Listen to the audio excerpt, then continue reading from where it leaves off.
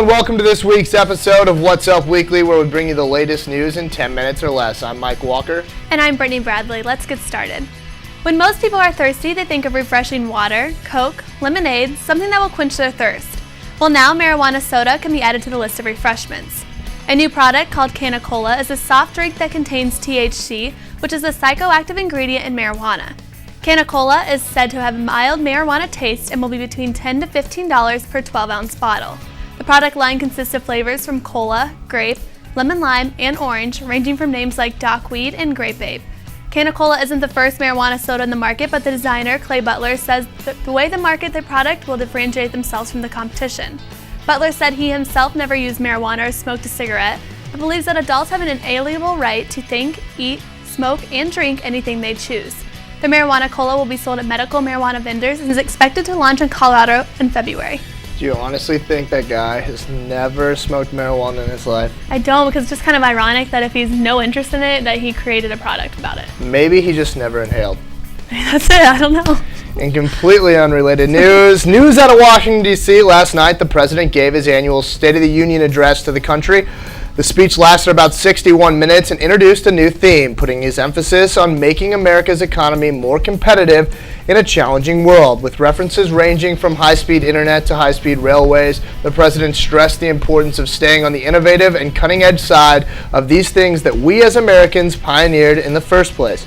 Among this, the president also addressed the disagreements surrounding the health care plan, the obvious economic issues, and proposed a number of budget cut items to address the astronomical debt, saying, quote, "Every day families sacrifice to live within their means. They deserve a government that does the same."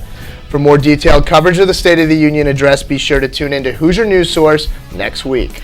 And I do know the interesting thing about last night's State of the Union was that the Republicans and Democrats sat together. They did. Normally it's one side of the room and the other, and when you see the wide shots, half the room stands, half the room doesn't. It was a lot more intermixed. Yay for unity. That's right.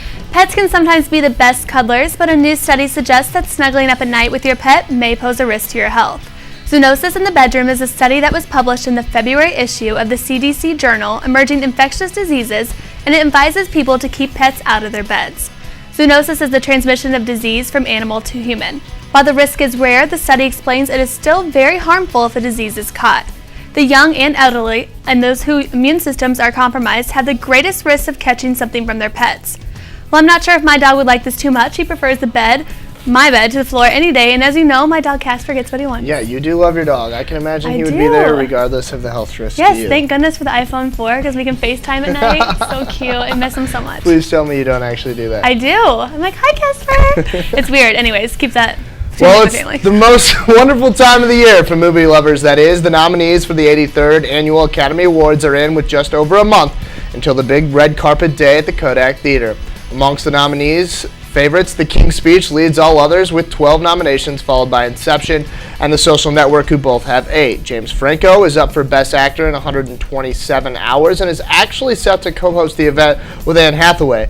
Others up for Best Actor are Jesse Eisenberg in The Social Network, Colin Firth for The King's Speech, Jeff Bridges for True Grit, and Javier Bardem in Beautiful.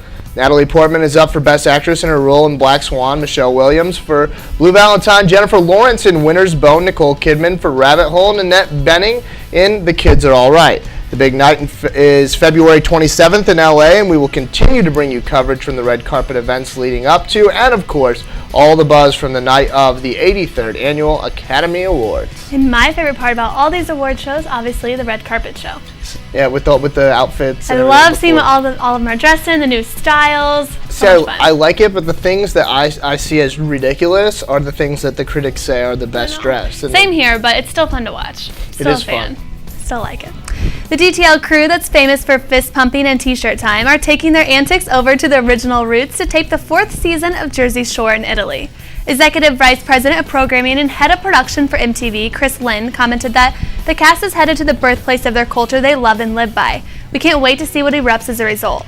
As you can imagine, Italians are not as excited about the news as expected. A rep for the Italian American Service Organization said, "It will not only hurt Italians, but all Americans. Their outrageous, reprehensible behavior will make us look like buffoons and bimbos." Nonetheless, the cast has said they are ready for the move and excited to trade gorillas for Italian stallions. The show is expected to air later this year. That'll be interesting. That's ridiculous. Looking forward I think to there's seeing a big difference between Guido and Italian cultures. I definitely do. I guess Snooki's going to let us know. She'll tell us the difference. For you Saturday Night Live fans out there are big things ahead in the next 2 weekends for the show. Jesse Eisenberg has come across newfound fame since his stellar performance in The Social Network, and that performance has earned him a spot as the host of this weekend's broadcast. Musical guest Nicki Minaj will accompany him. It will also be Minaj's debut performance on the show, with her album Pink Friday and single Your Love blowing up the billboards. SNL keeps the big names rolling to start February off, welcoming back Emmy Award-winning comedian Dana Carvey to make his 4th host appearance. Carvey is well known for his comedic impressions of the former President George W. Bush. He will be accompanied by musical guest Linkin Park, who will be making their 2nd appearance on the show. Never really gotten into SNL. Yeah, I don't really care for it. I know it used to be kind of funny back in the old days, like my parents used to like it and stuff, but I have never thought it was that great. I watched with the Sarah Palin jokes and everything like last year, but downhill from there. Well, sports rivalries can sometimes reach extreme measures. John Stone learned how true this statement can really be. Stone was fired from his job as a car salesman at Webb Chevrolet after refusing to remove the Green Bay Packers tie he wore to work the day after the Packers beat the Bears. He claimed he wore the tie to honor his late grandmother, who was a big Green Bay fan, but unfortunately that sentimental story did not work with his boss, Jerry Roberts. Roberts stated he fired him over the tie because the dealership had done promotions involving the Bears and he did not want to turn away customers that were Bears fans. As you can imagine, the story received quite a lot of publicity, which then resulted in Stone getting a new job.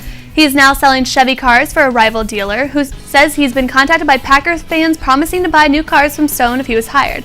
So I guess it kind of worked to his benefit. I mean, I would fire you if you wore a Packers tie this week. I understand. I won't. I'm not that stupid.